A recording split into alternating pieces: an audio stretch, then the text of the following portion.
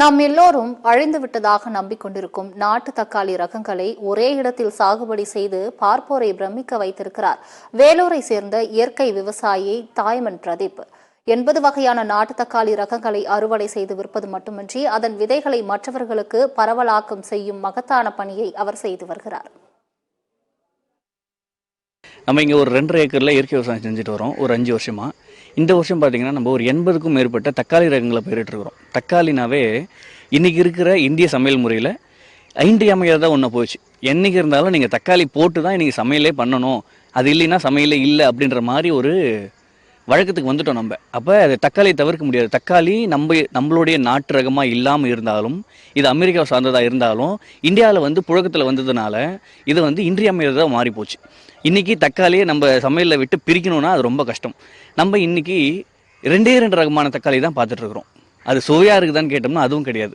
ஒன்று பெங்களூர் தக்காளி, இன்னொன்று ஹைப்ரிட் F1 ஹைப்ரிடாக இருக்கட்டும், இல்லை மற்ற ரகங்களாக இருக்கட்டும், PKM1 சிவம் அந்த மாதிரி சொல்லக்கூடிய நிறைய ரகங்கள் இன்றைக்கி 4-5 ரகம் தான் விரல் விட்டு எண்ணக்கூடிய ரகங்கள் தான் இருக்குது.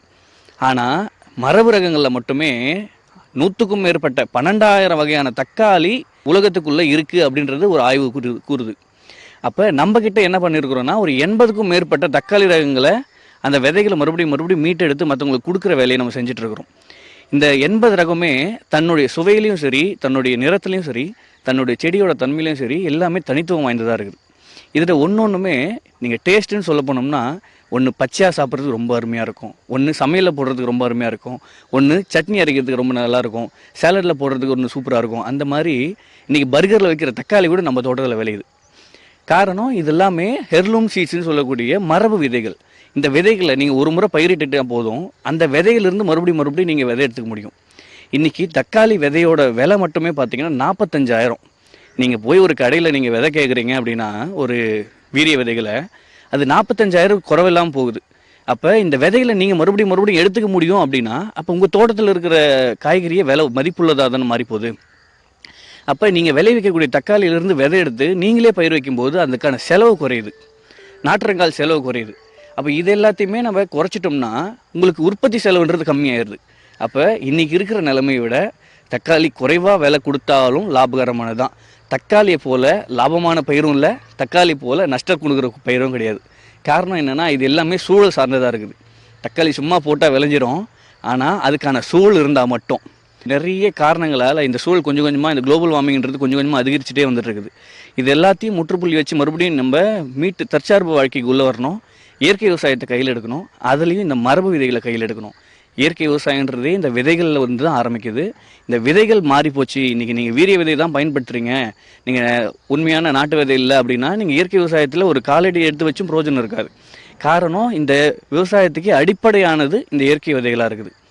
அப்போ இந்த இயற்கை விதைகளை தான் நம்ம மறுபடியும் பயிரிடணும் அப்படின்னு மக்கள்கிட்ட சொல்லிகிட்டே இருக்கிறோம். காரணம் அந்த விதைகளிலிருந்து வரக்கூடிய வீரியம் உங்கள் உடம்புக்கு தேவையான சத்துக்களை கொடுத்துட்டு போகுது. இங்கே ஆரோக்கியம்னு ஒன்று வந்துருச்சுன்னா மனுஷன் எதுக்காக சண்டை போட மாட்டான், எதுக்காக அடிச்சிக்க மாட்டான். நீங்கள் சாப்பிட்ற உணவுலேருந்து தான் நீங்கள் சாப்பிட்ற உணவுலேருந்து தான் அவங்களோட எண்ணங்கள் கூட பிறக்குது. அப்போ உணவு தூய்மையாக இருந்துச்சுன்னா எண்ணங்கள் முதல் கொண்டு உங்கள் மனசையும் மாற்றக்கூடிய அளவுக்கு இந்த விதைகள் மாறும். அப்போ இந்த 80 வகையான தக்காளியும் பார்த்தீங்கன்னா ஒவ்வொன்றும் தனித்தனி சுவை கொடுக்கக்கூடியது. ஒன்று கார குழம்புக்கு சூப்பராக இருக்கும், ஒன்று புளி குழம்புக்கு சூப்பராக இருக்கும், ஒன்று சாம்பாருக்கு நல்லாயிருக்கும். அப்படின்ற மாதிரி நம்ம அடுக்கிக்கிட்டே போகலாம்.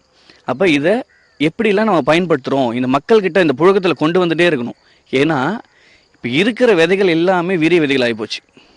அதுக்கான பட்டம் பயிருன்றது அவங்க சொல்லி கொடுக்குறதா தான் இருக்குது. அவங்க கொடுக்குற மருந்து அடித்தா தான் நல்லா வரும்னு சொல்கிறாங்க, அவங்க கொடுக்குற மருந்து போட்டால் தான் நல்லா விளையும்னு சொல்கிறாங்க. ஆனால் இதெல்லாம் நமக்கு தேவையே இல்லை. ஒரு தக்காளி குப்பையில் விழுந்தால் சூப்பராக முளைக்கும், சூப்பராக விதைச்சி விளை வஞ்சி பலன் கொடுத்துரும். அதே போல் தான் நம்ம இயற்கை விவசாயத்தில் குப்பைகளை எருவு மட்டுமே பயன்படுத்தி, பெரும்பான்மையாக எருவு மட்டுமே பயன்படுத்தி இந்த இயற்கை விவசாயத்தில் இதை விளைய வைக்கிறோம். இதனுடைய வரவேற்புன்றது மக்கள்கிட்ட ரொம்ப பெருசாக இருக்குது. நீங்கள் ஆட்டு தக்காளின்னு எனக்கு எடுத்துன்னு போய் வச்சோம்னா நமக்கு தெரிஞ்ச நபர்களே அப்படியே அள்ளிட்டு போயிடுவாங்க. அந்த அளவுக்கு உங்களுக்கு விற்பனை வாய்ப்பு அதிகமாக இருக்குது. நாங்கள் வேலூரில் நம் சந்தையில் இருக்கிற விவசாயிகளுக்கு கொடுக்குறோம். அப்போ அந்த இடத்துல இருக்கும்போது இந்த நாட்டு தக்காளிக்குன்னு தனி மோசு இருக்குது, என் பேரை விட தக்காளி பிரதீப்ன்ற மாதிரி பேச ஆரம்பிச்சிட்டாங்க. அந்த அளவுக்கு இந்த தக்காளி இந்த மக்கள்கிட்ட இந்த நாட்டு தக்காளி இவ்வளோ ஒரு பெரிய முன்னேற்றத்தை அடையுது. இதை தாண்டி நம்ம நாட்டு விதைகளை நம்ம பாதுகாக்கணும். இந்த விதைகள் தான் பேராயுதம். இந்த விதைகளை கையில் எடுக்காமல் இந்த வாழ்வியல் முழுமையடையாது.